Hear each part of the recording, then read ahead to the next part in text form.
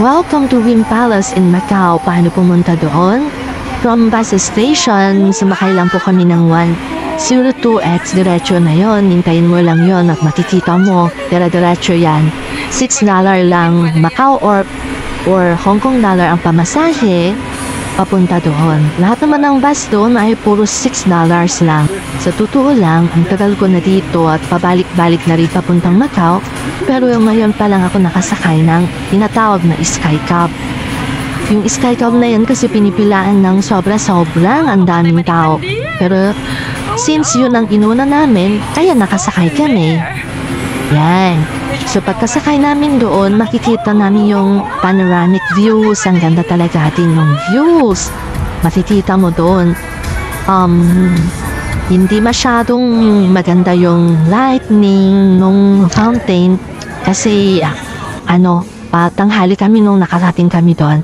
Pero ang ganda ng loob ng Win Palace, may mga iba-ibang klase ng mga bulaklak, mga arrangement noon. At ang gaganda talaga, sobra yung mga nakikita mo doon. Talagang sulit yung ibinayad mo, yung pamasahe mo na pumunta doon. Siya nga pala, ang pamasahe lang papunta doon ay balikan, 130.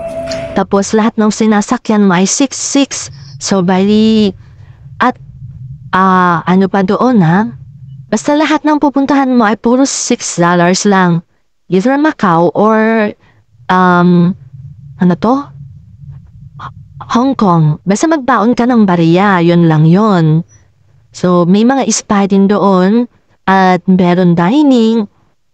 Kayang-kaya ng bulsa mo yun.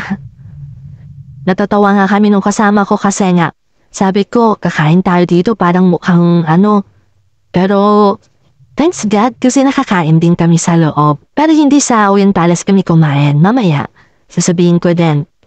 So, may mga art collection din na makikita doon. May mga floral displays.